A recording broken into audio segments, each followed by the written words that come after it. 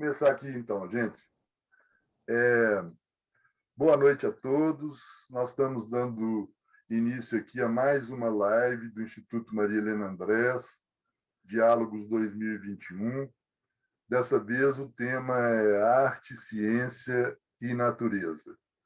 Nós vamos conversar aqui sobre o desenho, artes plásticas, a criatividade artística, como a criatividade artística auxilia na produção da ciência e na criatividade científica, né? E isso já vem de longe, né? Historicamente, os naturalistas, né, registraram em desenhos e pinturas os ambientes e as espécies que eles estudavam. E, atualmente, a arte aliada à ciência continua sendo um meio valioso de documentar e compreender a natureza, contribuindo para a sua proteção. A arte e a ciência, estudando as formas da natureza, se inspiraram e produziram novos modos de conhecer o mundo. Já sobre o tema, nós convidamos 3 participantes aqui hoje. Primeiro é a Ângela Felisberto Gianetti. Ela é artista plástica, fez curso superior em decoração e arquitetura de interiores na FUMA, curso de paisagismo no INAP, Instituto de Arte e Projeto, fez um curso de ilustração botânica no Instituto de Ciências Biológicas da UFMG, participou de encontros de ilustradores com minicursos e palestras em Belo Horizonte, Curitiba, Brasília e Rio de Janeiro.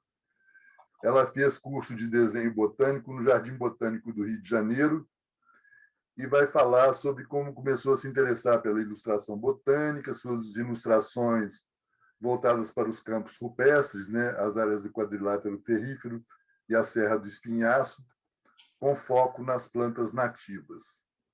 Vai falar também sobre a ilustração científica e botânica e sua importância para a preservação. O outro convidado nosso aí é o Mauro Lambert.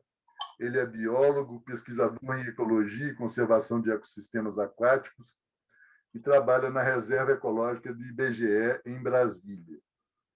Ele realiza pesquisas relacionadas à diversidade de espécies de peixes do Cerrado, à ecologia dos rios e à saúde dos ecossistemas aquáticos. Tem mestrado e doutorado nas áreas de biologia da conservação de ecossistemas aquáticos da Amazônia e do Cerrado brasileiro. E a terceira convidada é Ivana Andrés. Ela é atriz, artista plástica, cenógrafa, aderecista e cantora de música popular brasileira. Teve participação ativa em salões de arte, exposições individuais e coletivas, atuação como cenógrafa, aderecista e atriz de diversas montagens teatrais. É integrante do grupo Voz e Poesia. É psicóloga e arte-terapeuta. Nessa live, ela vai relatar as diversas viagens realizadas junto com Luciano Lupi nos anos 90 para documentar, através de desenhos e fotos, unidades de conservação no Brasil, em especial o Parque Nacional Marinho dos Abrolhos. Então, muito bem-vindos aí os convidados e também os participantes dessa live. Acho que podemos agora já iniciar com a apresentação da Ângela Gianetti. Então, a palavra está com você, Ângela. Boa noite a todos. Obrigada, Maurício. Maria Helena, que é uma grande inspiração para todos, o trabalho dela. E os filhos acompanhando, isso é muito interessante. Então, o Maurício já falou aí bastante sobre o que eu vou falar, mas eu tenho que correr mesmo, porque eu tenho pouco tempo. Na verdade, eu queria mostrar mais os desenhos e eu queria falar que eu comecei a me interessar com as plantas mineiras daqui da região, mas com o Carlos Fernando de Moura Delfim, que é um arquiteto paisagista, urbanista, e foi contemporâneo do Maurício até aqui na Escola de Arquitetura, e ele me falou que, se eu quisesse aprender as plantas aqui, que eu lesse Auguste de Saint-Hilaire, que é um viajante francês que veio em 1800 e pouco, e aí eu procurei ele e comecei a ler essas narrativas dos viajantes, que eu achei muito interessante, a minha leitura preferida. E aí, os viajantes naturalistas que vieram, né, na época do século XIX, eu fiquei encantada e comecei a procurar. E fui trabalhando com isso lá na UFMG, uma professora que arranjou uns projetos, nós fizemos na Petrobras, e foi muito interessante que a gente aprendeu a procurar as plantas dos biomas todos, Mata Atlântica, marinho e tudo, foi muito bacana. Mas aí um projeto que eu peguei aqui, que eu fiz numa empresa que me chamou para fazer os desenhos de campo rupestre, que são dessa região da empresa de mineração aqui da Vale, era um escritório que trabalhava para eles. Era muito interessante, porque tinha muito... ali tinha um viveiro de mudas e biólogos, técnicos, a gente foi muito rico, mas, de repente, esse projeto acabou, não fizemos nada, eu fiz muitos desenhos, era meu trabalho, mas acabou que não foi para frente. Mas eu tenho esses desenhos e continuo fazendo, fiz exposições com eles, passando. E aí, essa flora brasiliensis, que é muito interessante, que é a do Márcio, dos Spix e Márcios, né? Que é um alemão que veio com a comitiva da princesa Leopoldina, e eles percorreram o Brasil inteiro e fizeram a flora brasiliense, que até hoje é uma referência para os botânicos, né? Porque ela é perfeita, tem tudo em latim, a planta que você procura não está lá, ela, a referência está falando Serra da Moeda, você acha a plantinha lá, tá do jeito que foi feito. E esse Márcio foi muito importante, que ele viveu muito tempo, porque o Spix pegou uma doença aqui, febre amarela, essas coisas, e morreu logo, sabe? E o Márcio continuou fazendo com todos os botânicos que vinham para cá, eles mandavam informações entre eles, foi muito interessante. E as ilustradoras, Maria Werneck, é muito interessante, porque ela foi uma grande... lutava pela preservação do meio ambiente, da nossa biodiversidade, das plantas. Mariana Norte, que viveu aqui, também foi muito interessante. O livro dela é lindo. Ela viveu aqui em Mariana, né? Ela ficou aqui uns 8 meses a convite do diretor da mina de Morro Velho. E ela percorreu aqui tudo, desenhando, mas desenhava, não era aquarela, era a óleo. E a Margaret Mead também, que a maioria conhece, muita gente conhece, perfeitos desenhos, né? E aí, não, eu falo assim, para quem quiser desenhar, tem que ter muito estudo, muita... uma paciência que você tem que ter, fazer muita pesquisa. Esses mateiros de guias de parques, eles são muito interessantes, tem muitos saberes de plantas medicinais, isso também é muito legal. Eu acho interessante a pessoa saber os nomes populares das plantas, porque, por exemplo, Guimarães Rosa só usa nos livros todos, no Grande Sertão e tudo, só usa nome popular. Mas quando o nome botânico ele é imperativo, porque no mundo inteiro é um só. Apesar de muitos estudos, os biólogos mudam muito, fazem novas pesquisas, vão vendo, mas a espécie nunca muda. Família, gênero, espécie, né? E assim eu acho interessante, porque esse nosso campus rupestre, né, dentro da Serra do Espinhaço, que vai de Ouro Branco, vai até Diamantina, Chapada Diamantina, né? Ela é uma vegetação única, que todos os naturalistas que passaram por aqui, quando eles chegavam no campo rupestre, a admiração era era fantástico. Até o Burle Marx também, na Serra do Cipó, eu acho interessante que isso é tão importante que a gente não tem, porque ali é um jardim natural, é a perfeição, porque são as plantinhas que estão aqui ao nosso redor, ninguém tem muito conhecimento disso, as plantas nossas mesmo, né? O Burle Marx falava que é o jardim do Brasil. Esse título ele deu, o Burle Marx, a Serra do Cipó, em 1950, e fazendo jus a um dos conjuntos naturais mais exuberantes do planeta. Ele fala assim, eu fico até emocionada, porque é muito lindo essa nossa vegetação, eu sou apaixonada com isso, sabe?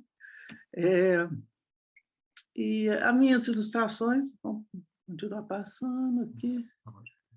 Esse aqui eu já falei também, eu tenho que pular um pouco, sobre o nome botânico, e o Guimarães falava que a vegetação dos campos é onde que a vegetação baixa saia também. Isso é lindo também. Cada um que falava, o Varme, Eugênio Varme, que veio com o Lund aqui, ele dizia que o campo pétrea é como se fosse uma mesa de guloseima para o botânico, porque enquanto você está na floresta amazônica ou, né, na Mata Atlântica, você tem que olhar para cima e procurar as flores e tudo. E o Varme, o Eugênio Varme, que viveu 3 anos aqui em Lagoa Santa, ele está tudo ao alcance do biólogo, né? Essa plantinha é uma microlícia que existe aqui.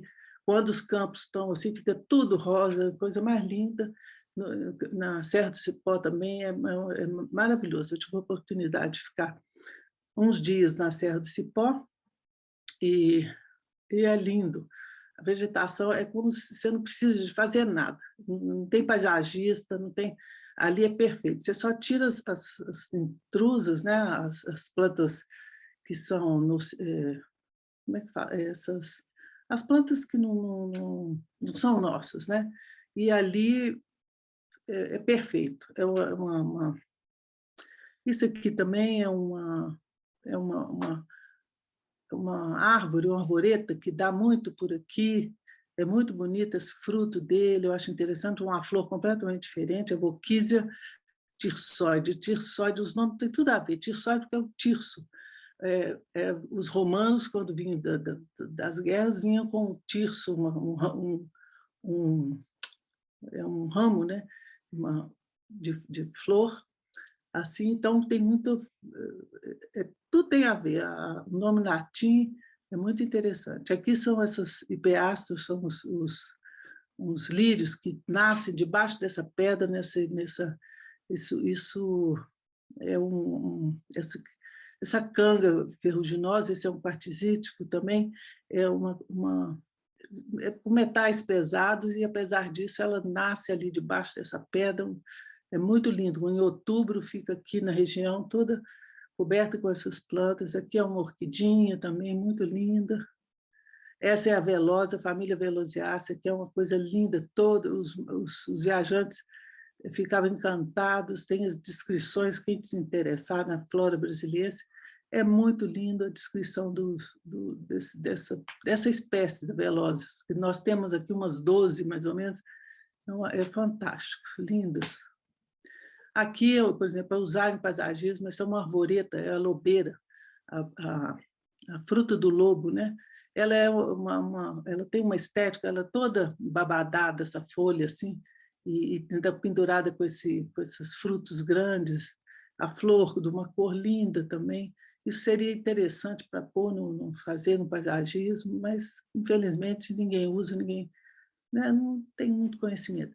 Isso aqui é uma moça, uma bióloga da UFMG, que estava aqui na Serra pesquisando, ela vinha aqui sempre, depois eu arranjei até um lugar para ela ficar aqui numa casa, alugou um quarto, ela estava pesquisando que é uma abelhinha que faz a polinização dessa florzinha. A florzinha é uma petúnia ela tem a estruturazinha dela, onde que essa abelha ela entra assim, e na hora que ela vai tirar o pólen lá, né, o macho vem e copula ali, porque a morfologia da planta... Então, tudo tem uma história linda, né? Aqui são o lírio do vento, aqui na Serra do Rola Moça, quando vem, é cheio. Na Europa, são as plantas que têm aquelas cebolas, e na época, quando começa a esquentar um pouquinho, elas brotam, os crocos, as tulipas, da família. Nós temos umas meio pequenininhas, tudo, e lá eles dão uma importância, né, muito grande os miguês, miguê de buié, aquelas campainhazinhas. Nós temos umas lindas também, e esse aí também é uma planta que poderia, por paisagismo, seria interessante. Aqui é o capim estrelinha, que é sempre viva, né? Tem muita coisa dela. Isso aqui é uma magnólia do mato, chamada, na flora brasiliense, ele dá o nome de magnólia do mato. É uma clúsia. Margaret Mead desenhou várias. No Brasil tem muito essa espécie. Aqui na região tem bastante, mas pouco conhecida. E na mesma árvore tem a planta, a flor masculina e feminina. Muito interessante. Essa também tem um estudo sobre essa flor, essa folhinha aqui em cima, nos picos aqui, nós tem bastante entre aspas, né? Eu acho que devia ter muito mais, que ela é linda. Ela tem um estudo sobre essa folha. Ela parece que é salpicada de dourado. Você bate o sol assim, tem 2 antibióticos que tem uns biólogos estudando essa planta. Aqui também é uma planta, uma orquídea de restinga, onde foi coletada aqui no Pico do Itabirito pela primeira vez, tem pouco tempo que os biólogos acharam. Eu trouxe ela dessa empresa que eu trabalhava, no Centro de Biodiversidade, lá em Sabará, trouxe ela toda fechadinha e comecei fazendo só esse pseudobulbo. E quando ela começou a abrir, aí porque todas essas plantas eu pego no natural, não tem nenhuma que é tirada de fotografia, mas que eu vejo, né? Aqui é o nosso ipê, o ipê alcrácia, esse aqui eu peguei ali da portaria do Retiro. Aqui é uma bromélia, espécie também muito tropical nossa, né? Não tem em outros lugares do mundo. As bromélias, ela até tem no Brasil todo. Mas eu gosto desse exemplar aí. Ele parece um abacaxizinho, onde o polinizador é o morcego. Ele pega essa frutinha assim e começa e come. Aqui também é a mesma família Bromeliácea, mas é o gênero Tillandsia, que são essas bromelinhas miúdas, lindas. Elas são pregadas assim nesses troncos de árvore. Dá um efeito lindo para um paisagismo e tudo. Aqui aquela bailarina nossa que tem ela rupícola e tem ela em como é que fala? Rupícola e esqueço os nomes das coisas, acho que é a idade, já vai falando, até anotei aqui, mas já perdi aonde que eu pus. Terrícola. Hã? É terrestre e Terrícola. é rupícola. Terrícola. Terrícola, isso, essa é terrícola, né? Tanto que ela está aí na canga ferruginosa aí, e tem dela também nas árvores. Essa também é uma velosa, gramínea, tem uma das espécies aqui, tudo na região aqui, nossa, toda tem, são muito lindas. Agora está tendo pisoteio, uma coisa terrível, porque pela pandemia aqui está tudo aberto, a Serra da Calçada virou um parque, né? E todo mundo vem para cá. E os parques, normalmente, tem porteira, tem entrada, você tem quantidade de gente que entra, o Serra do Cipó ficou fechada. E aqui foi uma invasão, uma coisa...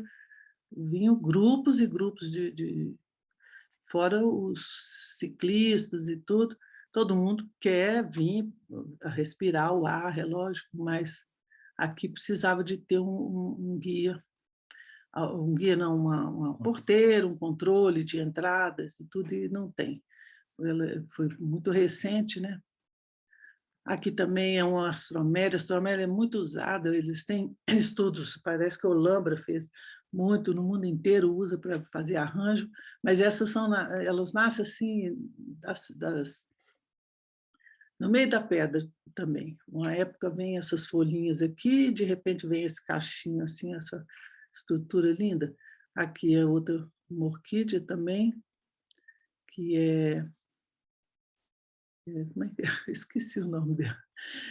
Ela tem o nome de maxilar, parece um maxilarzinho, você abrir ali assim, parece um maxilar.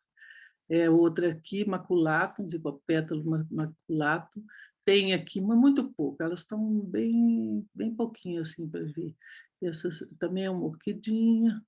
Eu tenho muitos desenhos, eu escolhi alguns.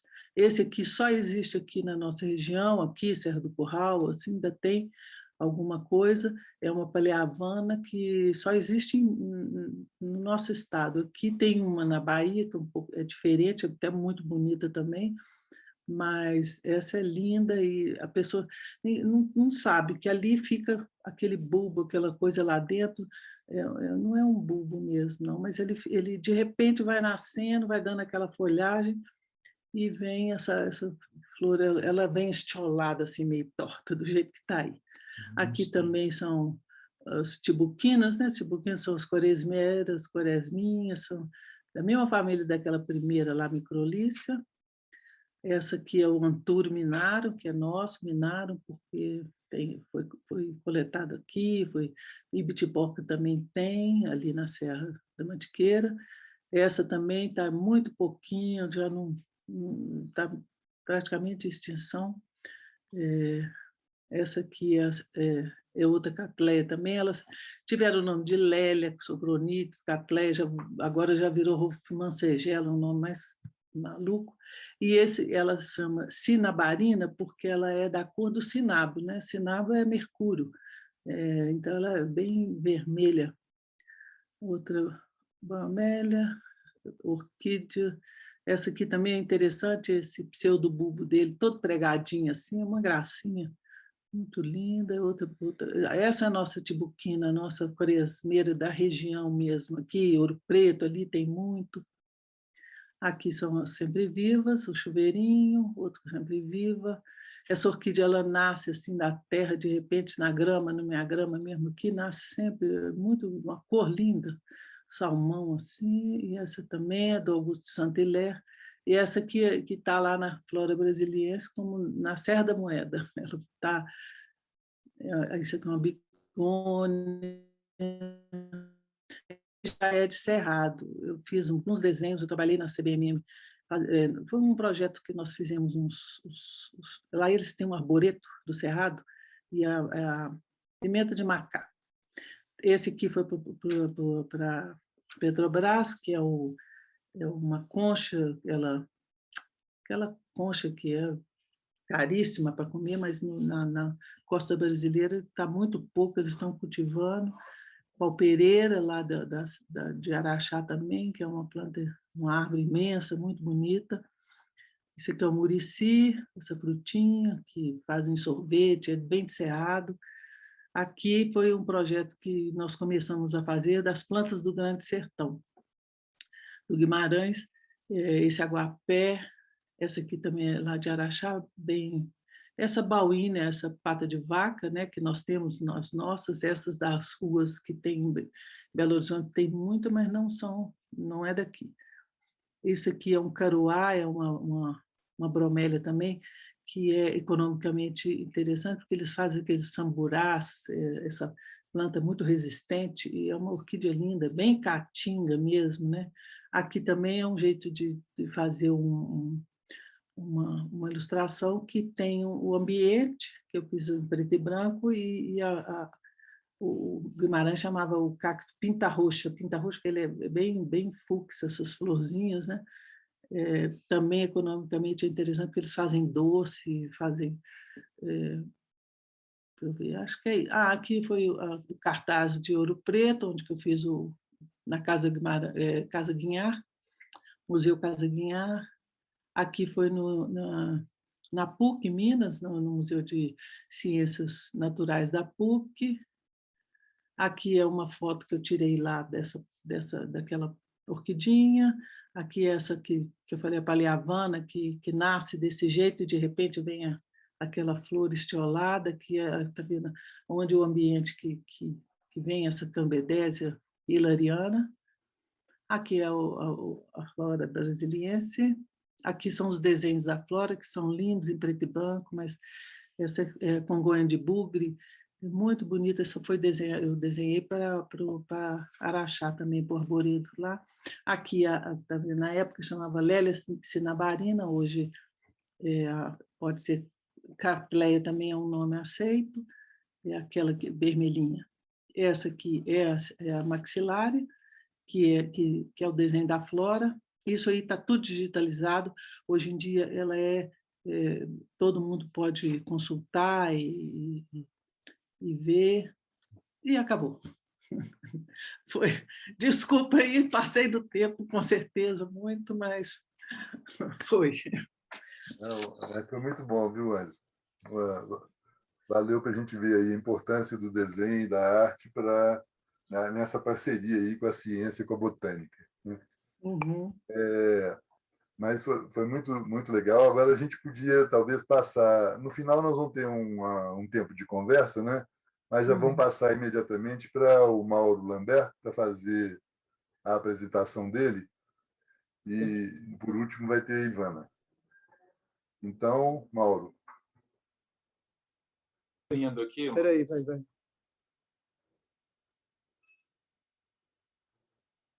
Está todo mundo vendo? Todo mundo está vendo? Estamos. Sim.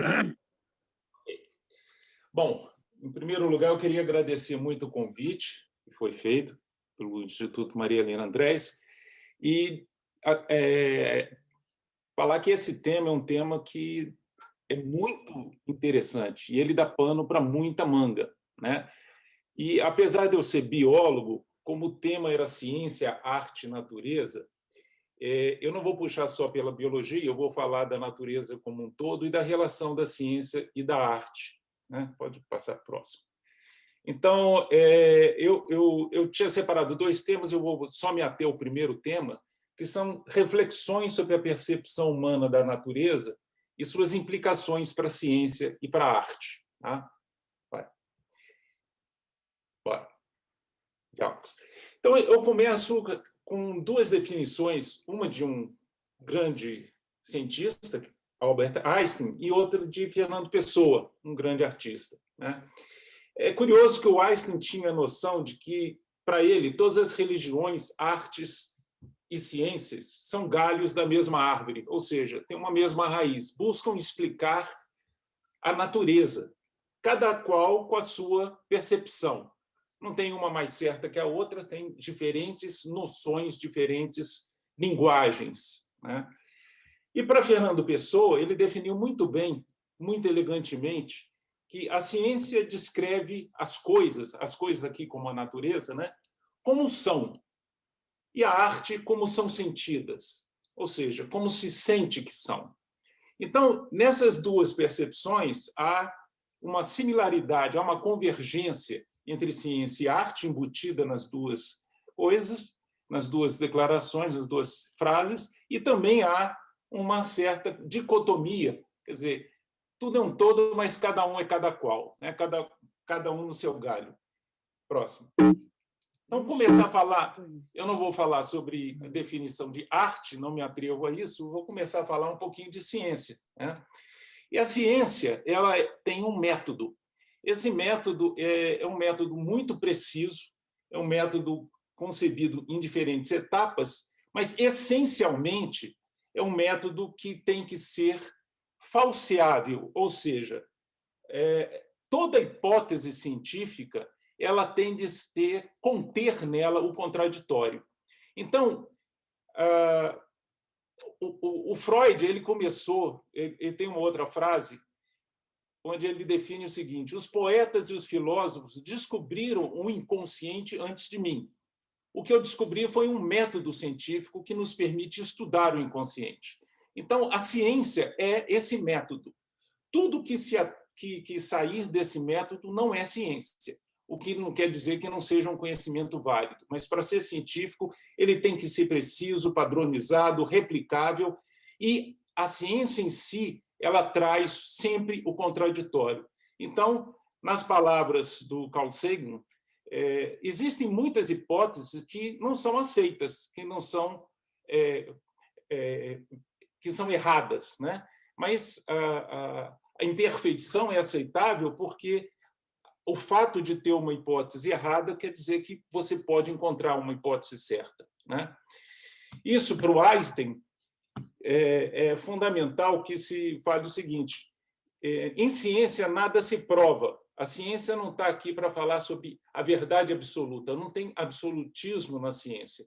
A ciência, até porque ela contém no próprio método o contraditório. Sempre que você achar um novo fato que não possa ser explicado por aquela hipótese ou por uma teoria, essa hipótese ou teoria cai por terra, né? Então, a ciência não prova nada. Ela apenas corrobora fatos e as hipóteses são aceitas ou são derrubadas e transpostas por outra hipótese.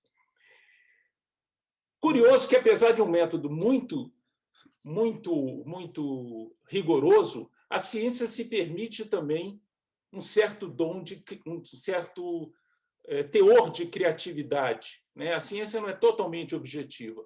E é curioso que Isaac Newton, que era um perfeccionista, ele tem essa frase também: nenhuma grande descoberta jamais foi feita sem um palpite ousado, ou seja, sem uma intuição.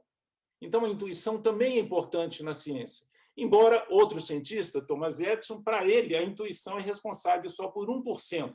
O resto da ciência é trabalho árduo, trabalho muito duro, trabalho de muita paciência, como a Ângela acabou de nos mostrar nos maravilhosos desenhos dela, que são pura ciência, né? Ela está ali expressando a biodiversidade. Próximo.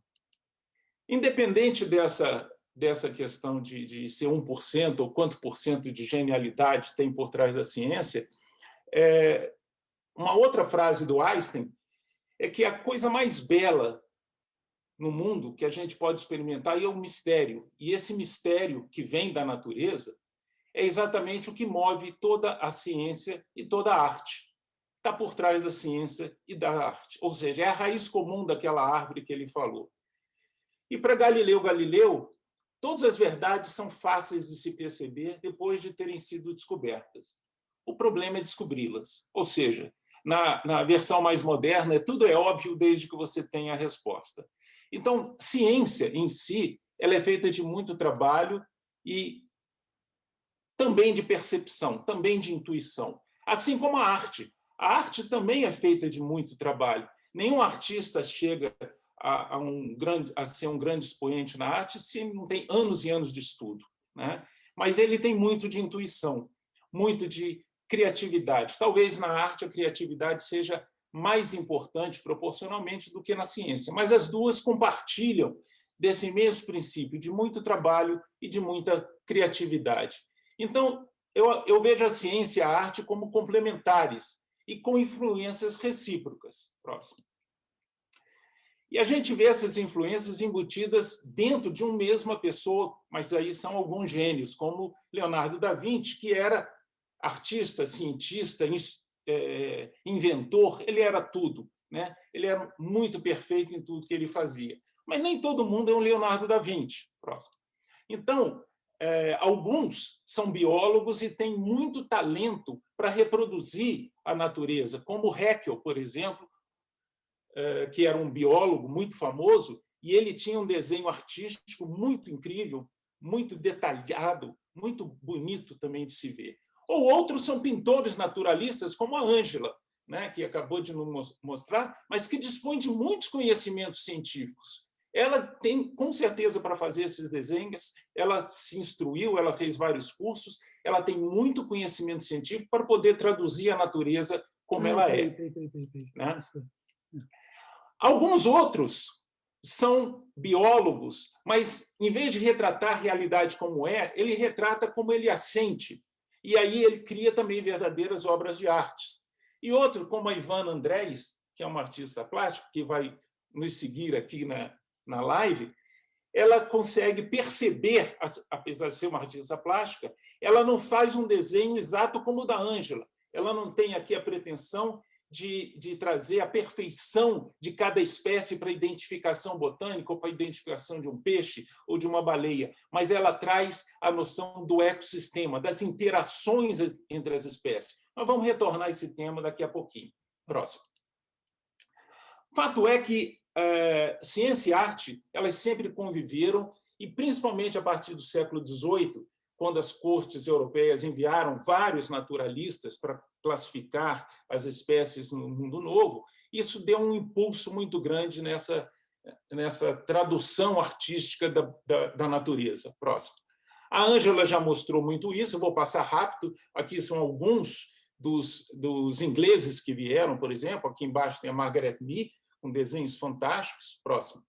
Os alemães também, ela já mostrou Spix e Martius, né? E outro alemão de grande destaque é o Alexander von Humboldt. E esse livro aqui, A Invenção da Natureza, é um livro que eu recomendo que todos leiam. Tem em português também. É um livro fantástico, a gente pode conversar dele depois, né? Mas todos vieram para cá e retrataram a natureza como ela é. Próximo. Outros naturalistas, como Rugendas, também Debré, enfim, vários vieram ao Brasil e retrataram a nossa biodiversidade, a nossa sociodiversidade, a nossa cultura. Próximo. E isso não foi só no tempo dos naturalistas. Já nos anos 1900, ou seja, século XX, o IBGE foi criado em 1936 e, a partir dos anos 40, começou a geografar o Brasil, né? E também a fazer estatísticas Brasil afora. E o IBGE contratou um artista plástico, que é o Percilau. Ele era peruano, de Arequipa, e foi contratado como funcionário do IBGE para ir nessas expedições geográficas do IBGE, caracterizando toda a geografia do Brasil. Então, eu acho que todo mundo deve se lembrar dos livros de geografia das nossas infâncias, somos todos mais ou menos da mesma idade. Eu acho que todo mundo estudou em livros que continham esses desenhos do Percilau. São desenhos fantásticos, tanto sobre o homem interagindo com a natureza, como a natureza e o homem dentro dela, né? Mais a natureza, mas também o homem dentro da natureza. Ele geografou todos os biomas brasileiros, todas as fitofisionomias brasileiras e a biodiversidade. Próximo. Com o tempo, a fotografia também começou a ganhar destaque, né? E esses desenhos foram sendo progressivamente, não substituídos, mas complementados com fotografias. A fotografia tem em si uma vantagem. Por exemplo, vocês estão vendo essa fotografia pequena que tem a onça aqui, bem no meio, né? Na parte alta, o segundo da esquerda para a direita. Essa é uma chamada de armadilha fotográfica, ou seja, são câmeras com infravermelho colocado nas árvores que tiram fotografia de tudo que se move à noite, que a gente não pode estudar à noite, é muito difícil, né? E essas armadilhas captam, então, todos os bichos que tem ali, né? Então, a fotografia também começou a exercer um papel muito importante na descrição das espécies e da natureza. Próximo. Mas, apesar disso, a ilustração continua com grande força, dada a possibilidade que ela oferece de isolar e salientar alguns detalhes com clareza e distinção, até mais do que na fotografia, como os desenhos da Ângela mostraram muito bem. Então, esses dois livros que eu botei aqui do lado são Peixes do Pantanal e da Amazônia, que têm ilustrações lindíssimas de peixes. Eu não botei as ilustrações, mas botei outras ilustrações similares com aquelas que a Ângela mostrou. Agora, dando mais ênfase à fauna, né? Próximo. Então, houve sempre uma sinergia muito grande entre ciência, arte e natureza, né? Mas eu não sei por que os livros, principalmente de arte, de história da arte, e aí eu não sou um especialista em história da arte, eu peço desculpas se estiver falando aqui alguma heresia, depois vocês me corrijam, mas os livros de história da arte que eu tenho consultado, eles falam muito numa separação entre arte e ciência, que é um fenômeno recente do século XX. né? E eles colocam muito a culpa nessa separação, próximo, pelo próprio desenvolvimento da ciência, que se tornou muito cartesiana, muito reducionista, né? E impunha certas estética de detalhar, que a arte ficasse presa ao detalhamento da natureza como ela é, e não como ela é sentida. E os artistas, eu acho que quiseram se libertar disso e criaram outras vertentes. Mas só para falar dessa essa ciência reducionista, que começou, na verdade, no século XVII, mas no século XX ela se aperfeiçoou. Ela é muito matemática, muito baseada na matemática, e vocês estão vendo aí em cima esse quebra-cabeça, e ela se baseia no seguinte princípio, quer dizer, para eu entender o sistema, a natureza como um todo, eu tenho que partilhar a natureza, eu tenho que separar a natureza em pequenas partes e estudar cada parte detalhadamente. No dia que eu souber cada parte detalhadamente, eu junto aquele quebra-cabeça e eu vou ter the big picture, né? Eu vou entender a natureza como um todo. Isso é uma falácia, né? Mas essa visão detalhista, a gente não pode ridicularizá-la, porque ela foi capaz de dar todos os avanços tecnológicos que a gente experimentou ao longo do século, né? Que estão aqui detalhados alguns deles, né? Próximo. Mas, paralelamente à visão reducionista, também no século XX, a visão sistêmica, que vem lá dos gregos, né? Ela retornou à ciência com muita força, principalmente pela física quântica. E aqui a gente está tendo essa frase aqui do Niels Bohr, que é um dos criadores da física quântica. Ele diz muito bem: se a mecânica quântica não te assustou, é porque você ainda não a entendeu bem. Eu não vou aqui explicar direito a mecânica quântica, porque é muito complexo, mas só para vocês terem uma ideia. Nessa época, antes de descobrir a mecânica quântica, a parte menor da natureza que a gente conhecia era o átomo. E o átomo era formado por um núcleo, com prótons e nêutrons, e por elétrons que ficavam circulando entre o núcleo. A física quântica descobriu que tanto o elétron não era só uma partícula, aqui à esquerda total vocês estão vendo o elétron como uma partícula amarela circundando o átomo, circundando o núcleo. Mas o elétron, na verdade, é uma onda. Então, ele é uma partícula ou é uma onda? Se a gente der um zoom no elétron, ele é uma onda. Se a gente for para o macro, ele é uma partícula. Da mesma forma, o prótons e nêutrons, que eram achado que era a última coisa, a menor partícula, descobriram-se partículas menores e depois menores ainda. E essas partículas, vocês estão vendo aqui esse azul e vermelho se chocando e dando em duas coisas amarelas, são partículas se chocando e dando energia, virando energia. Então, esse é o limite entre o físico e a energia. Quer dizer, matéria e energia, elas se cruzam aqui. E a física quântica mostrou que tudo, na verdade, é energia, e essas energias elas estão conectadas em diferentes escalas, desde o micro até o macro. Diferentes escalas, como representado aqui por essas bonequinhas russas, né? Uma bonequinha dentro da outra, são sistemas dentro de sistemas dentro de sistemas, e esses sistemas geram padrões que a gente pode ver aqui nessa figura, esse padrão tipo anelado que está aqui, né? Próximo. Bom, essa era a ciência do início do século XX, que veio progredindo ao longo do século XX. Reducionismo de um lado e visão sistêmica de outro. Eu acho que a arte, essa ruptura da arte com a ciência, não foi exatamente uma ruptura com a ciência, foi talvez com a estética que existia na ciência de descrição da natureza como ela é, e não como o artista percebe que ela é. E o artista, na arte moderna, ele se libertou disso, e foram cores e formas extraordinárias para todo lado. Mas aí eu pergunto, novamente, eu não sou um artista. Tia Helena, por exemplo, pode falar muito disso, porque ela participou desse movimento. Será que isso aqui contradiz a ciência? A gente vai ver que talvez não. Próximo. Só falando rapidamente ainda sobre ciência, isso aqui é a teoria da evolução, né? Nessa época, até o início do século, o Darwin estava estudando a evolução. Aqui em cima, vejam que tem um gráfico. Esse gráfico foi feito por Kepler em 1960, em 1600, né? E ele viu que, distorcendo o espaço, ele que podia criar diferentes figuras a partir de duas retas. Então, viravam hipérboles, viravam várias formas. Muito bem. A física mostrou depois que, distorcendo o espaço, um peixe que tem um formato comprido vira um peixe com formato, um peixe-lua, totalmente diferente, né? Basta distorcer o espaço no tempo e você modifica as formas.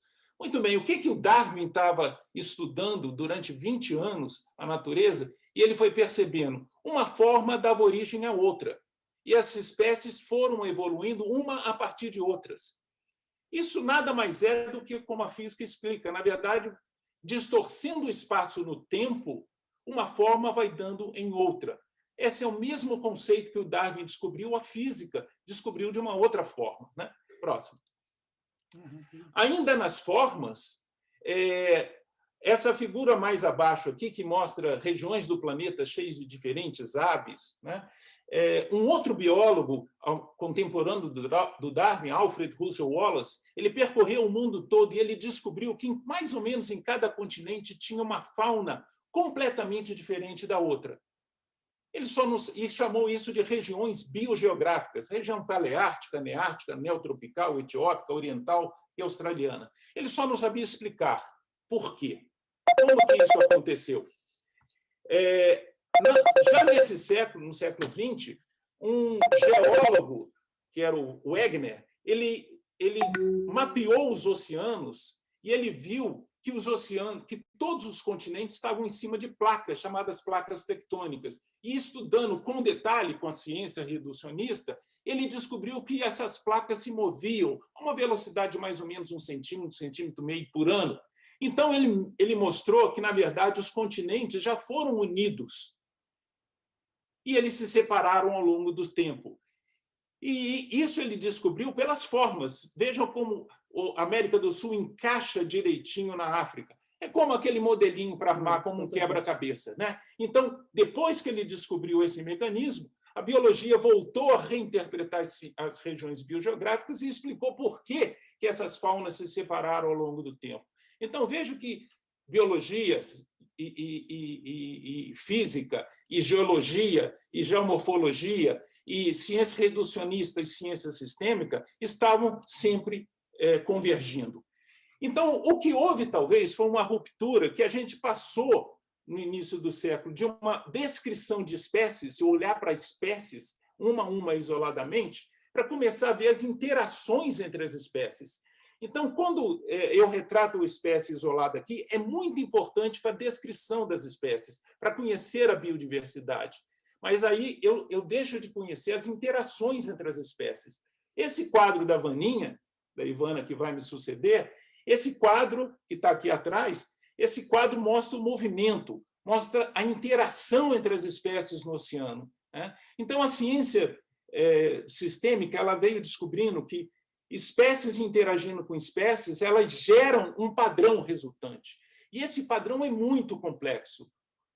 E aqui eu representei por um quadro de Picasso. Por quê? Esse quadro do Picasso ele quis representar o homem com a guitarra. Foi pintado em 1911 e 1913. Ou seja, quando a visão sistêmica estava ressurgindo, a física quântica estava nascendo, né? A ecologia de ecossistemas estava nascendo. O Darwin estava realmente melhorando, a genética estava começando a nascer. Então, o Picasso ele tinha a aflição de retratar a realidade de várias formas. O homem tocando com a guitarra ele pode ser visto de vários ângulos, ele pode estar chorando, ele pode estar alegre, ele pode estar tocando uma música devagar, uma música rápida.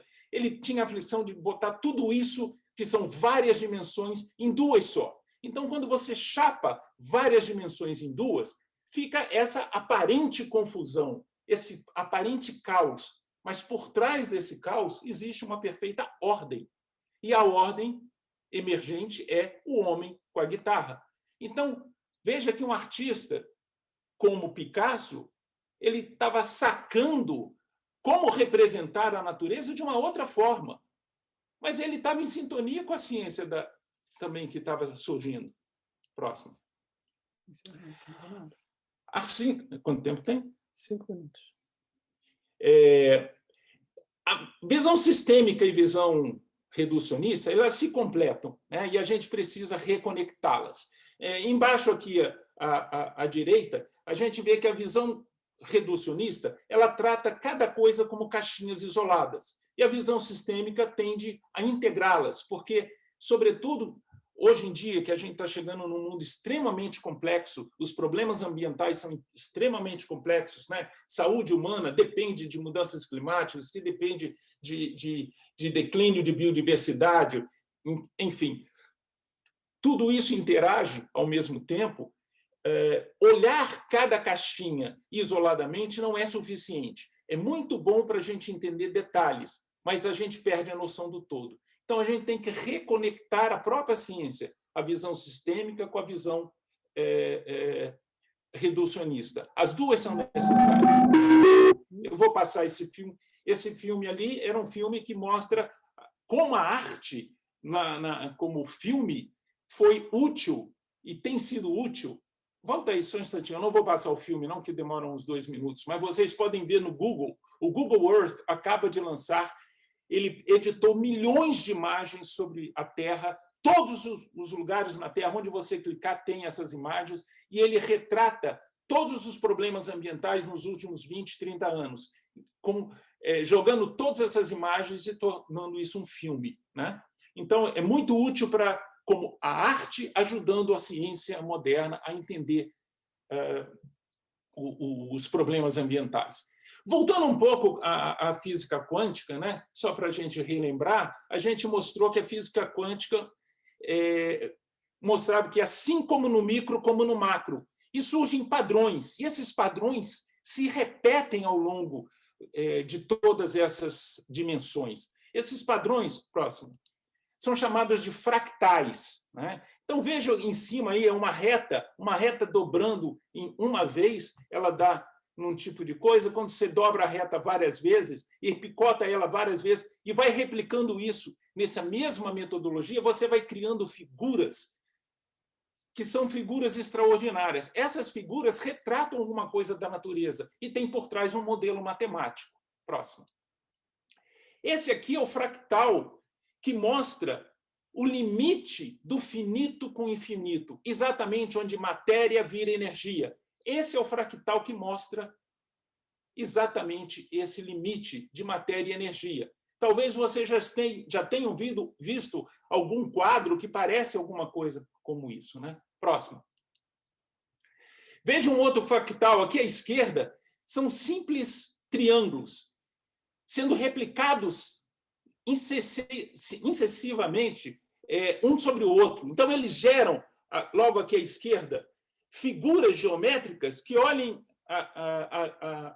à sua direita, né? Figuras geométricas que são vistas em plantas, que são vistas em conchas, que são vistas no cosmos.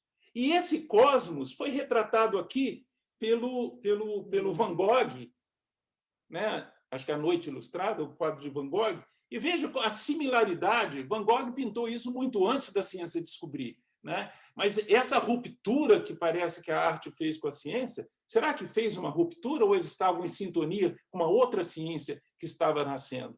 Próximo. Então, veja novamente aqui, todos esses padrões fractais que estão nas plantas, em animais, estão lá no cosmos. Próximo. Outros padrões fractais, que são rios, plantas, os vasos sanguíneos, têm o mesmo padrão fractal que a internet. Próximo. Próximo. Esse é um padrão fractal de árvores, e veja um quadro fantástico aqui do lado, que meio que capta isso, né? Não foi feito a partir disso, mas vieram muito depois disso. Você falar diminui o que disso? Diferença. Esse é um outro fractal, que aqui à esquerda é uma onda do mar, aqui no centro é um redemoinho, e à direita é uma espiral do tempo. Essa é exatamente o que acontece aqui embaixo. À esquerda é um buraco negro, e à direita é o buraco negro girando. Os buracos negros do universo têm o mesmo padrão. Né? Próximo. Mario Schember foi um físico brasileiro muito importante que descobriu a supernova. A supernova é a explosão de uma estrela que cria uma supernova. Próximo.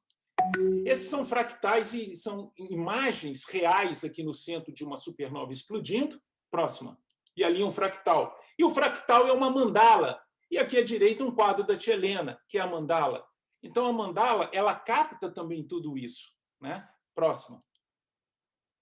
Então, quando fala que precisa uma reaproximação de ciência e arte no século XXI, eu acho que está certo. Quer dizer, ciência, arte, tecnologia, filosofia, ou seja, raciocínio lógico, criatividade, desenvolvimento de técnicas, reflexão, abstração, tudo isso faz mais sentido conectado do que separado. Próximo. Tem um movimento muito interessante que nasceu nos Estados Unidos, lá na Universidade da Califórnia, que um pesquisador viu que alunos brilhantes, ele separou todos os alunos mais brilhantes e ele foi ver o que cada um tinha em comum, se tinha alguma coisa em comum, e descobriu que todos haviam feito arte, alguma arte, ou música, ou desenho, pintura, qualquer coisa. E aí ele criou um método que foi entrar arte no ensino de ciências nos Estados Unidos, para melhorar a cognição dos cientistas, melhorando, então, a percepção, o lado intuitivo, que, como disse Isaac Newton, nenhuma grande descoberta é feita sem esse lado cognitivo. Aqui no Brasil, para minha surpresa, quando eu fui pesquisar, existe um programa chamado Ciência e Arte, do Instituto Oswaldo Cruz, que está fazendo 30 anos, exatamente com experiências nisso. Próximo. Para terminar aqui, eu queria trazer, nesse diálogo ciência, arte e natureza, um outro espectador, que é o público em geral. Como o público tem visto a ciência, a arte e a natureza? Né? Eu acho que de uma maneira ainda muito distante. Né? De uma certa forma, que meio jocosa, o público sempre caracteriza o cientista como um maluco. Né? Então, ali, o Disney criou Professor Pardal, Ludovico von Pato, etc. O artista é muito excêntrico, muito exótico. Né? E a natureza, o público tenta simplificar, ou humanizar a fauna, ou simplificar a natureza como jardins ou parques. É a forma como mais se entende. Próximo. Mas nem sempre é assim. A natureza também, e a ciência e a arte foram exaltadas na Avenida pela minha Mangueira, minha estação primeira de Mangueira, em 1947, que teve a ousadia de trazer para a Avenida um samba-enredo de Cartola e Carlos Cachaça, exaltando exatamente a ciência e a arte no Brasil, aqui na pessoa de Pedro Américo e de César Lattes. Pedro Américo, próximo, rapidinho.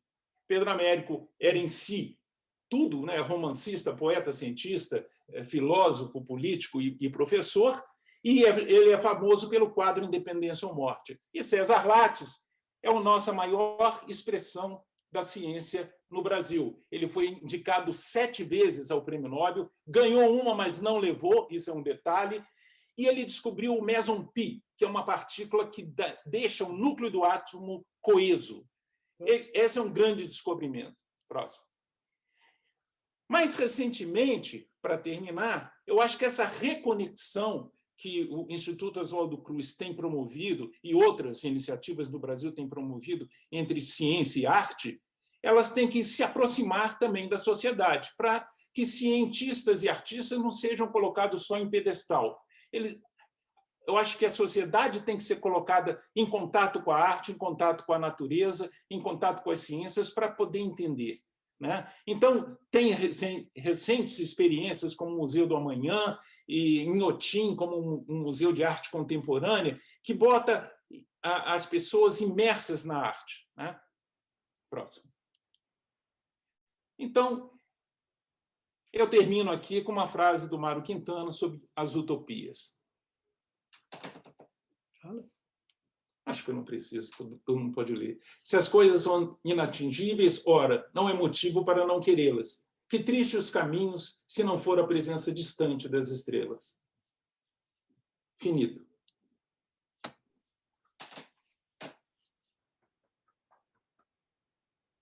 Muito bom, Mauro. Obrigado aí pela sua apresentação, muito rica também, assim, muito clara e também com imagens que trazem muito esses padrões aí que são usados na arte e na ciência, né? Acho que foi uma boa apresentação que vai nos ajudar a conversar sobre esse assunto logo em seguida, depois da terceira apresentação de hoje, que é a da Ivana, né?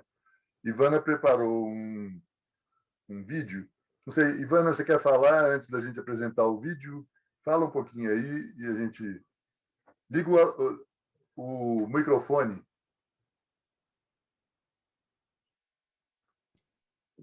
Eu só quero agradecer a oportunidade, agradecer ao Instituto Maria Helena Andrés, o Maurício, que deu a ideia, a Andréia, e foi uma ótima oportunidade para escrever e tentar fazer esse vídeo com que a gente tinha nessa pandemia, assim, mais acesso, sabe?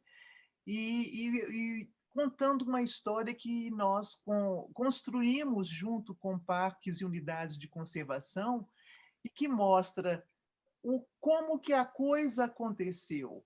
Eu acho que eu gostaria muito de mostrar isso, como que uma coisa foi levando a outra. Não foi um projeto que foi aprovado e depois tinha dinheiro. Não tinha dinheiro nenhum, era só permuta.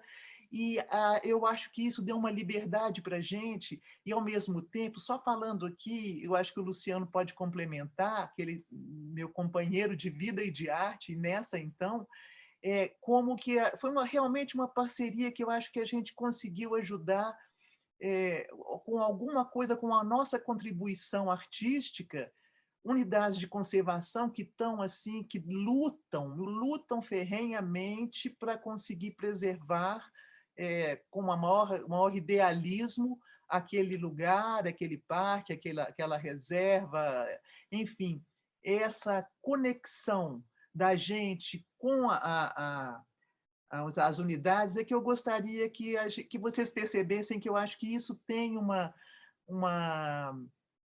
fio aí nessa história que vai ser contada. Quer complementar, Luciano?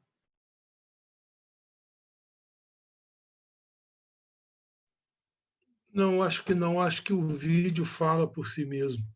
Então tá bem. Tudo começou em 1992, durante uma viagem turística a Abrolhos.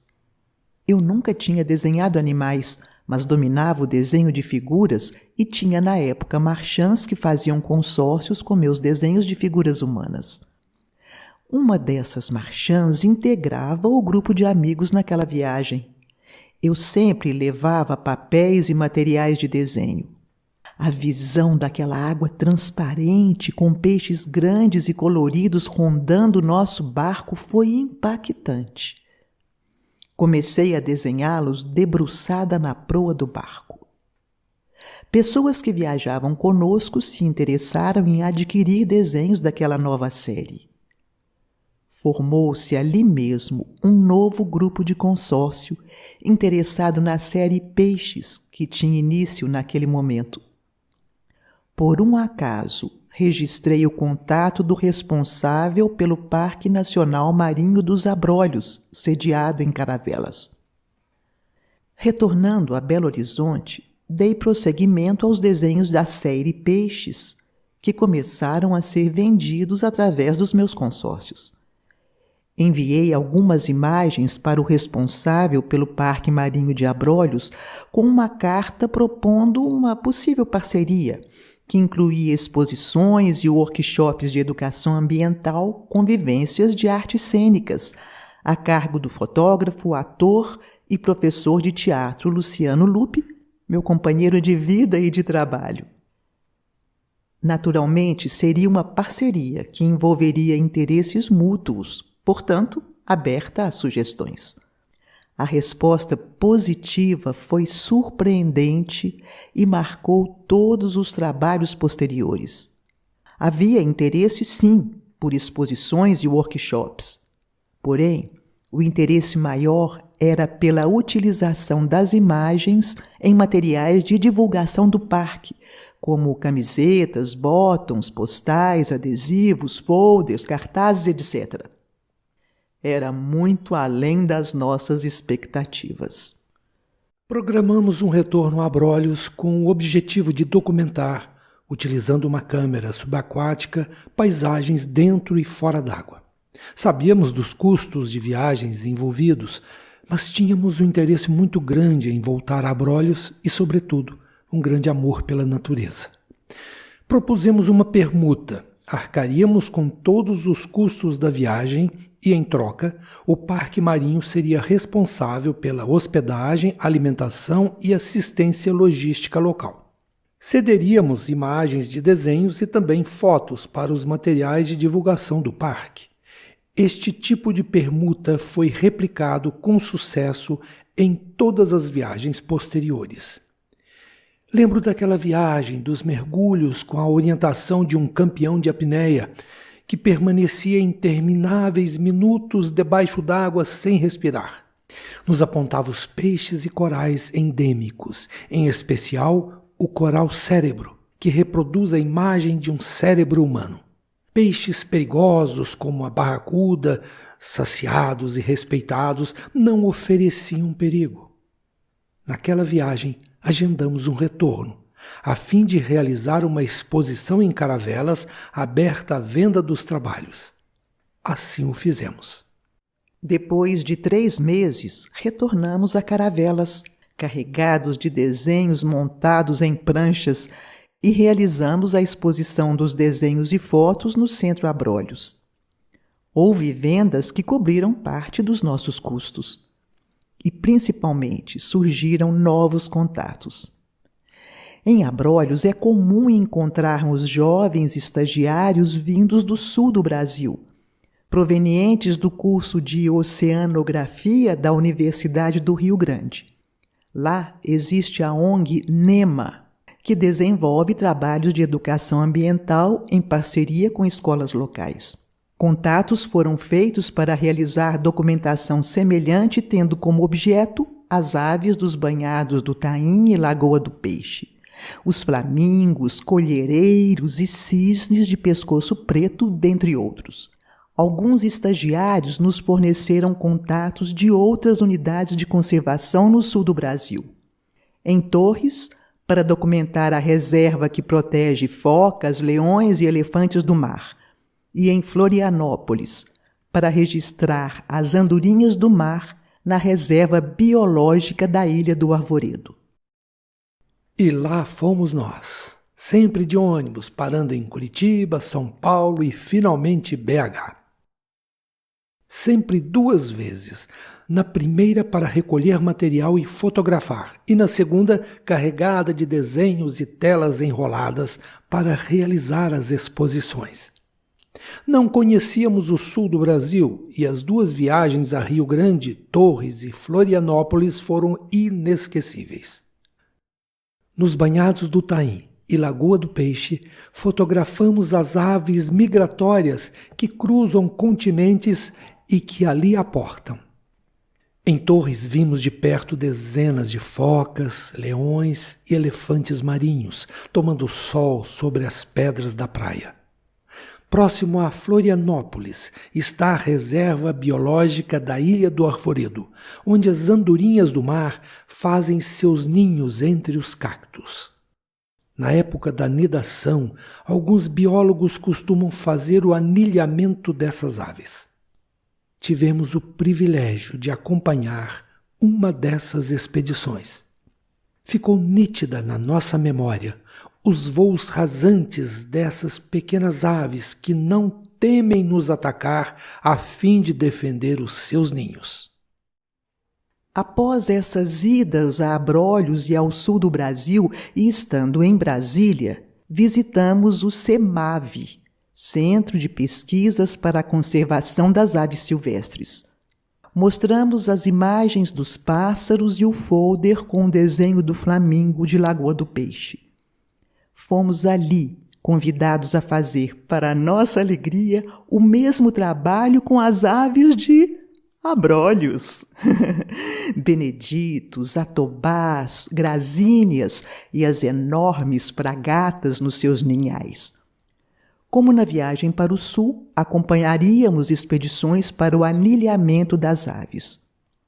Ficou em nossa lembrança a reação das enormes fragatas nos olhando e voando em círculo sobre nossas cabeças, entrarmos aquele espaço retirado no alto das montanhas onde elas construíam seus grandes ninhos. As fragatas jovens que ainda não voavam eram anilhadas para serem acompanhadas e monitorados os seus trajetos. Sensação de invasores de um espaço sagrado. Infelizmente, não realizamos nenhuma exposição desses trabalhos, nem em Caravelas, nem no SEMAV de Brasília, embora nos dispuséssemos a fazê-lo. Porém, estando naquela época em Caravelas, recebemos o grande estímulo para voltar a Abrolhos mais uma vez, entre julho e novembro, a fim de participar de uma baleada. Nesta época, as baleias jubarte voltam a Abrolhos, depois de uma grande viagem partindo da Antártica. Lá, elas têm a sua fonte de alimento, um minúsculo e supernutritivo crustáceo chamado krill. Com a enorme boca aberta, a baleia deixa entrar centenas de milhares desses crustáceos, que ficarão sob a forma de gordura em seu corpo até a sua próxima volta, 1 ano depois, àquela região gelada. Abrolhos é escolhida por esses grandes mamíferos por oferecer uma água rasa e quente para a baleia amamentar o filhote. Vemos então as enormes caudas da baleia-mãe saindo do mar, enquanto ela, deitada nos recifes, amamenta o filhote. Cada cauda tem um desenho único, específico, que identifica aquele indivíduo. As baleadas, expedições organizadas pelo Centro Baleia Jubarte de Caravelas, trazem essas fotos, esses registros das caudas das baleias. Dessa forma, é possível monitorar o lugar onde elas estiveram, seja no Brasil, no Oceano Ártico ou em outro local no percurso que fazem através dos mares. Logo após ter o filhote, ela acasala novamente. Assistimos um desses acasalamentos quase na superfície, um verdadeiro balé de corpo, cauda e nadadeiras. E houve o mergulho com as baleias, inesquecível. Estávamos numa dessas baleadas, com a máquina fotográfica em punho procurando os sinais das baleias. Vimos 3 juntas, 2 machos e uma fêmea, segundo a coordenadora do projeto. Quando elas se aproximaram devagar, vimos a coordenadora colocar sua máscara e nadadeiras. Ela iria descer do barco e se arriscar a ser atacada pelas baleias? A resposta nos surpreendeu. As baleias são dóceis e interessadas na espécie humana. Elas podem oferecer o risco de um acidente num movimento brusco da cauda, por exemplo, que pode fazer virar qualquer barco pequeno. Porém, se elas nos percebem e se aproximam devagar, não há perigo. Podemos descer e observá-las debaixo d'água. Podemos, sem nenhum perigo, ver este animal maravilhoso de corpo inteiro. Vamos? Na mesma hora, colocamos nossas máscaras e nadadeiras, loucos para acompanhá-la. Mas ela estendeu a câmera para o Luciano, pedindo para ele registrar as caudas das 3 baleias. E lá fomos nós 2, deixando o Luciano frustrado com a câmera na mão. Caímos na água de mãos dadas. Lembro que só deu tempo para eu calçar a nadadeira em um pé. Tremia de medo. Porém, mais uma vez o fascínio e o sabor da aventura venceu o medo. As 3 baleias vieram devagar, curiosas em conhecer aquela nova espécie. 2 aproximaram pelos lados, a última por baixo, e nos olhamos nos olhos, as 2 espécies, baleias e humanos, dóceis e curiosas, dividindo o mesmo espaço neste planeta Terra. Nunca irei me esquecer daqueles olhos enormes. Quando voltamos para o barco, ríamos de pura excitação e alegria. Foi a maior emoção da minha vida. O Projeto Tamar, que protege as diversas espécies de tartarugas marinhas, existe em diversos pontos da costa do Brasil. As tartarugas voltam para desovar na mesma praia onde nasceram, depois de viajarem o ano todo pelos mais diversos oceanos. Ali, elas cavam um buraco na areia e depositam dezenas de ovos grandes e redondos.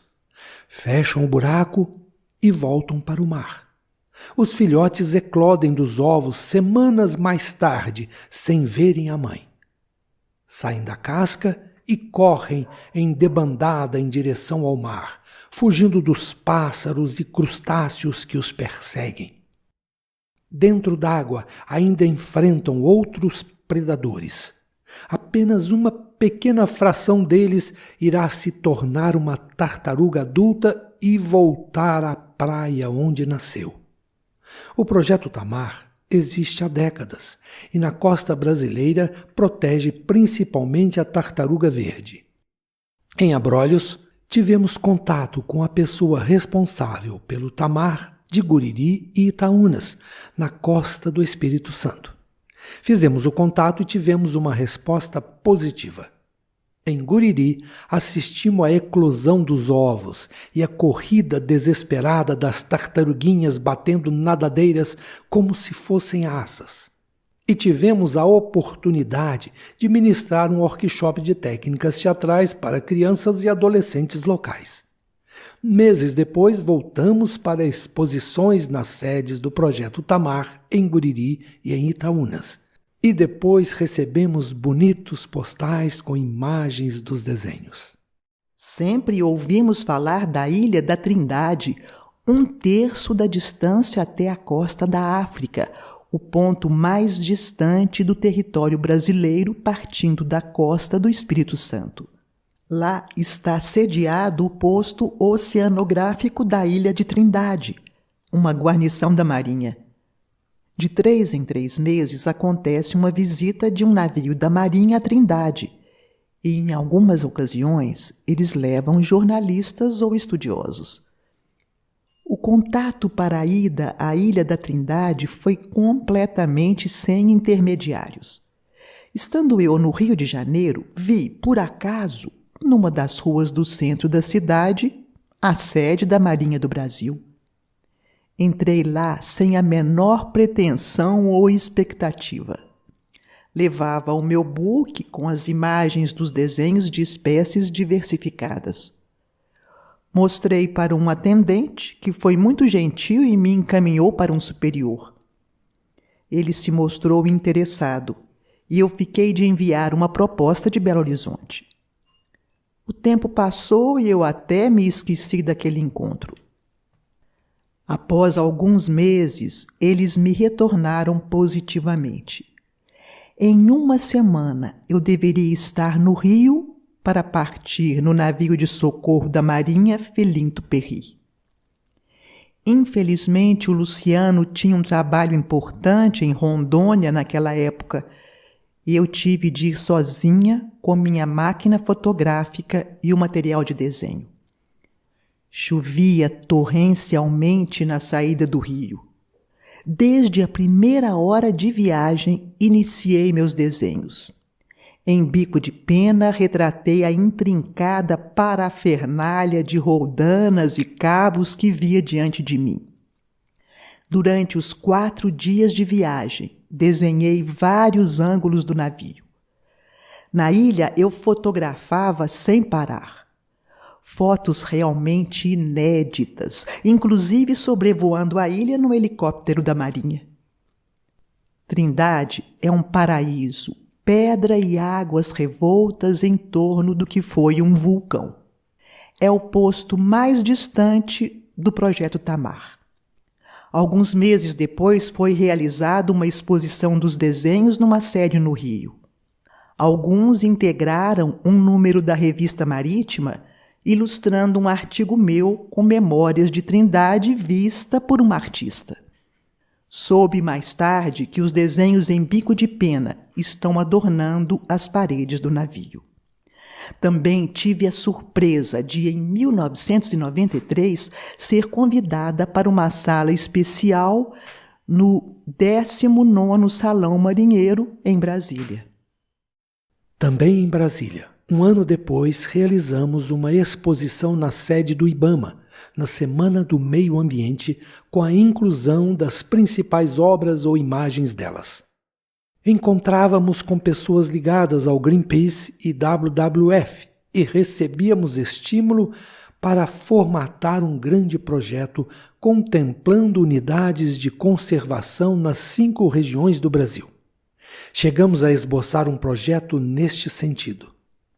Também tivemos um sonho bastante ambicioso de propor à Marinha do Brasil uma parceria para documentar a estação do Brasil no continente antártico. Ambos não se concretizaram. Os últimos trabalhos focalizaram florestas. O primeiro deles foi no Museu Rusk, no Espírito Santo.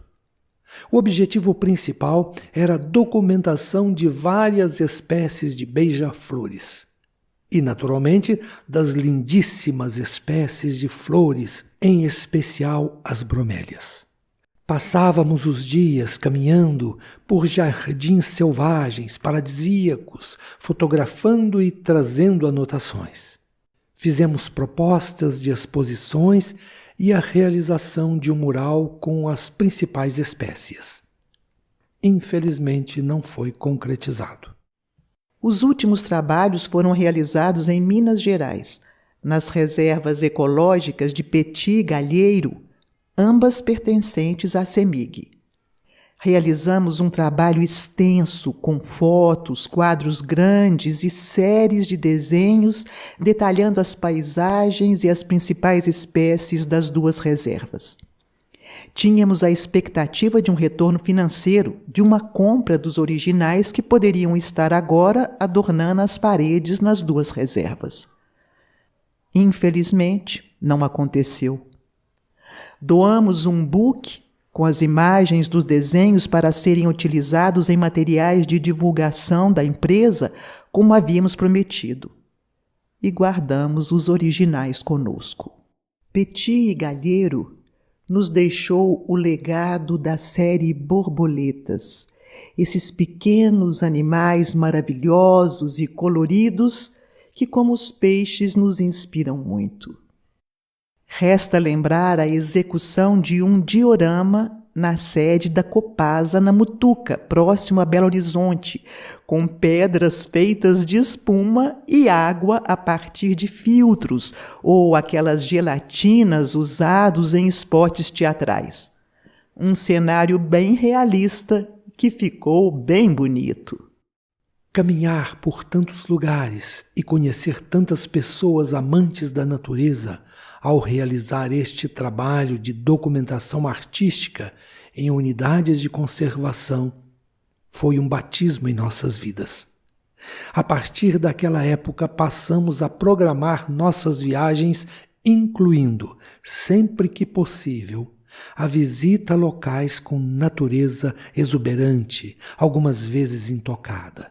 Visitamos locais como Fernando de Noronha, Lençóis Maranhenses, Alter do Chão, Pantanal, Bonito, Patagônia, Machu Picchu, Perito Moreno, El Chaltén, Paracas, Nazca, Capadócia, Bonaire, Pirineus, Mar Vermelho e etc. Atualmente, temos uma casinha alternativa junto à natureza em São Sebastião das Águas Claras, apelidada de Macacos. Uma casa no mato, sem luz elétrica, em parte construída com nossas próprias mãos no serrote e no martelo. Uma opção de vida.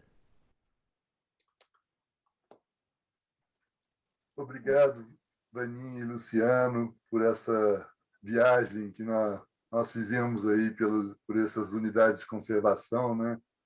E pelo trabalho que vocês fizeram durante anos, né? De arte e natureza, muito inspirador, né? Aí, agora, então, tendo terminado as nossas apresentações de hoje, eu queria abrir a palavra aí. Quem quiser se manifestar, é só abrir o microfone e falar. Luciano já pediu ali para falar. Pode falar, Luciano. Eu queria fazer 2 comentários, um sobre a fala do Mauro e outro da fala da Ângela. O Mauro teve um momento que ele mostrou, parece que o Thomas Edison, que falou sobre a questão do trabalho duro, né, que a ciência é praticamente 99% de trabalho duro e 1% que não me lembro se é inspiração ou algo parecido.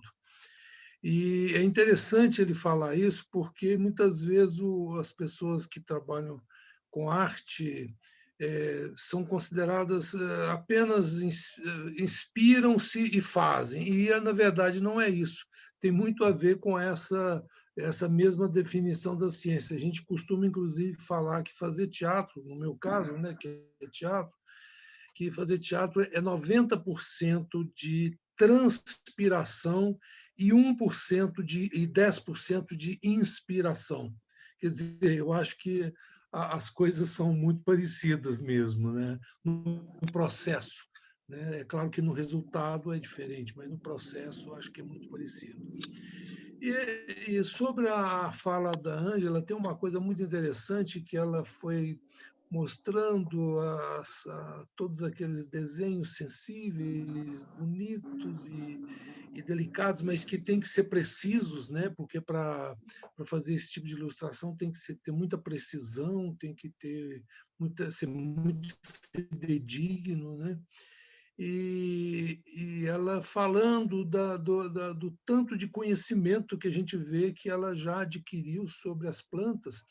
E é muito interessante porque ela fala de coisas que poderiam não estar sendo desmatadas, queimadas, né?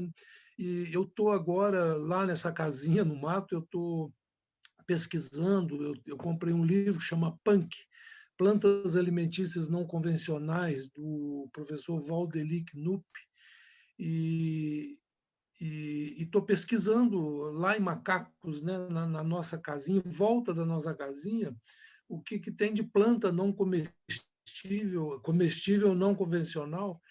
E é muito, muito, muito maluco a gente descobrir que numa área pequena, que eu passo os olhos assim da varanda, né, quer dizer, numa área pequena, eu comecei a pesquisar, eu estou pertencendo a um grupo de Zap que a gente manda fotos de algumas espécies e esse professor ele identifica que espécie que é, ou se puder identificar, porque às vezes a foto tem que estar muito bem tirada e tal, mas ele dá uma dica do que seja e se é comestível ou não, se é condimentar, se é medicinal e tal. E é muito interessante que até hoje, quer dizer, tem um pouco mais de um mês que eu estou nesse processo, eu mandei já mais ou menos umas 13 fotos, 13 plantinhas que eu fotografei e mandei para saber, para poder identificar. É muito, muito maluco. De todas essas plantas que eu mandei, 12 ou 13,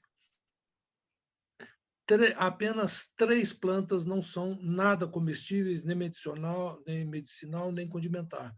O restante, ou seja, a grande maioria, ou é comestível ou condimentar e medicinal. Então, é impressionante o que a gente tem de planta que é mato, considerado mato, e que, na verdade, não é nada de mato.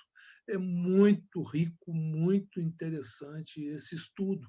E como que essa arte, né, que a Ângela estava mostrando, como que ela é importante para identificar. para ajudar as pessoas a identificar. Então, é isso que eu queria comentar, essas duas coisas que foram, acho que bateram bastante aqui. Obrigado, Luciano. Quem mais gostaria de falar? Eu queria também parabenizar a todos.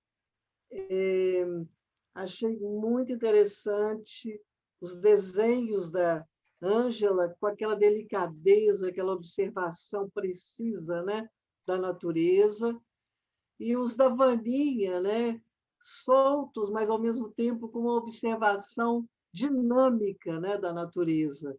São desenhos maravilhosos e muito interessantes para a gente perceber essa questão da arte integrada com a natureza.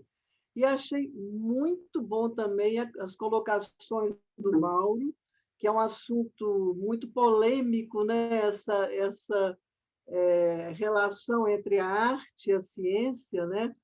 E acho que você explicou muito bem, desde, né, o século XIX, quando vêm aqueles viajantes estrangeiros que fazem um trabalho mais tradicional, né, de observação, até as instalações, né, atuais que acontecem nos museus de arte e de ciência, como, por exemplo, o Museu do Amanhã, né, no Rio de Janeiro, que você entra dentro do museu, você aprende a ciência com seu corpo ali dentro, né?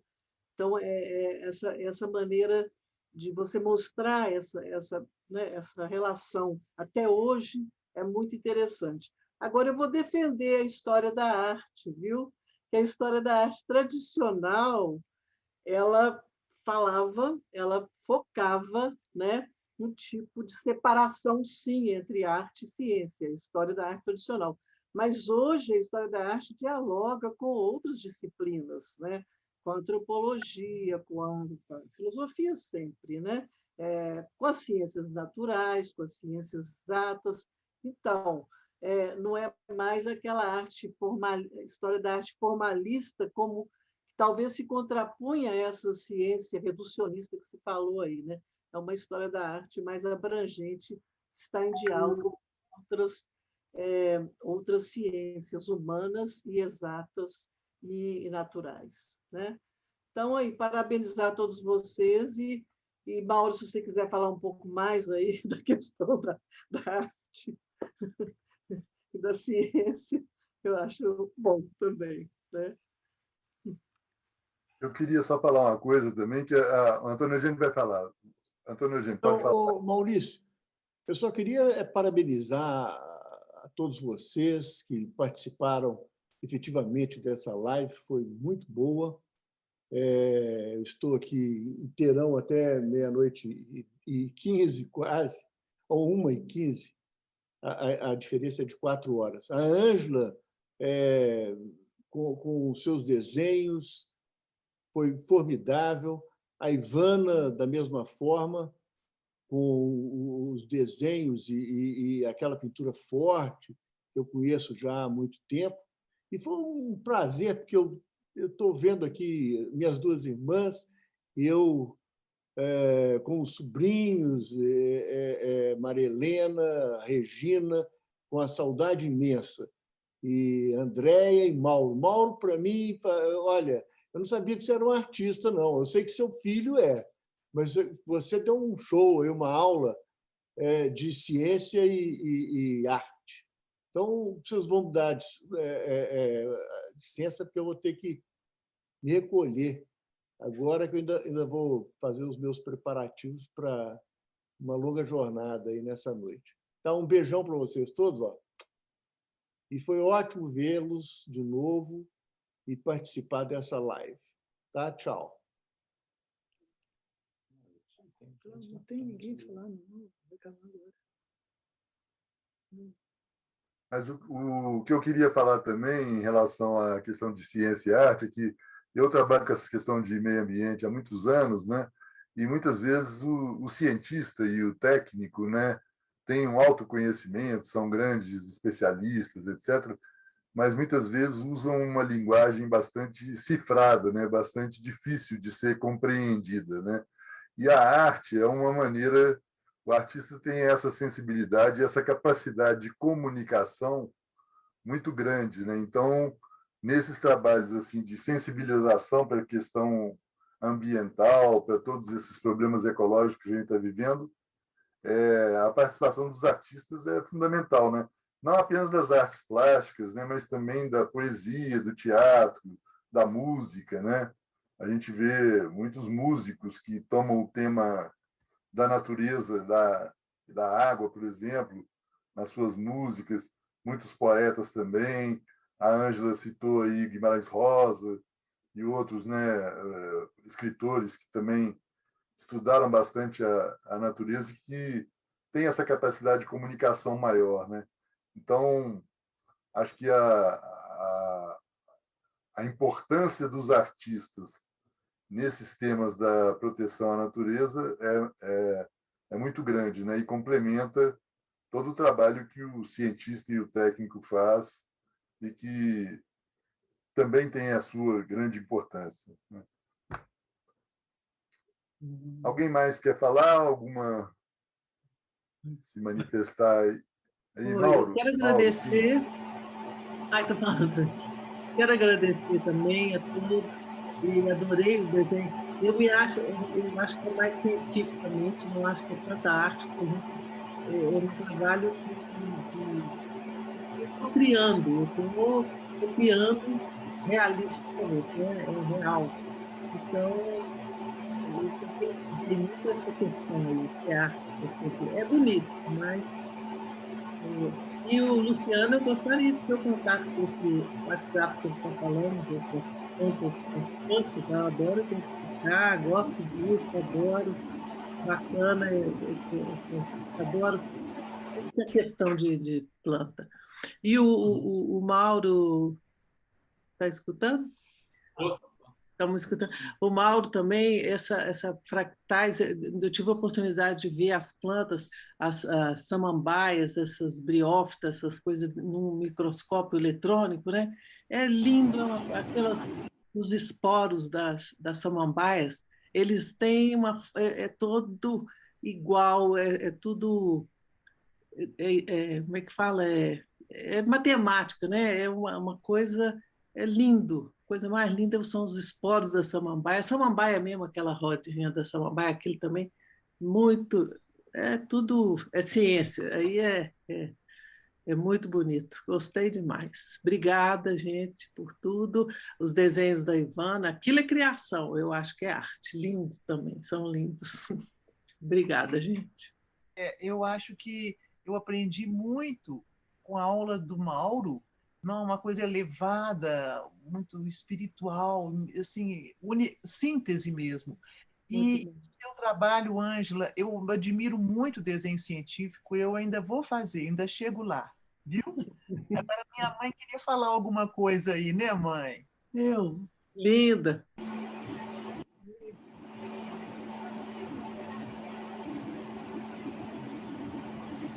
Fala mais alto. Não estamos ouvindo. Nós estamos sem aquele negócio de... Eu acho, viu, que essas aulas, essas lives estão nos ensinando muito. Eu não sabia, quer dizer, estou aprendendo com o Mauro, aprendendo com a Ângela, aprendendo com a minha filha, viu? Sempre uma aula dessas é uma história, não somente a história de cada um, da pesquisa que ele fez e tudo, mas também uma história da humanidade, né? No caso do Mauro, por exemplo, ele chega até a física quântica, né? Então, isso tudo é uma coisa assim, parte de uma coisa pequena. Nós estamos caminhando para isso.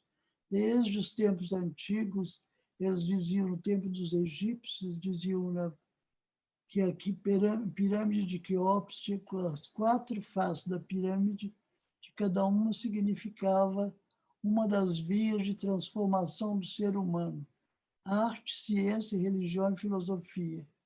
Então, eu estou vendo o Mauro falar isso de outra forma, diferente, e ligando com a física, inclusive, não é?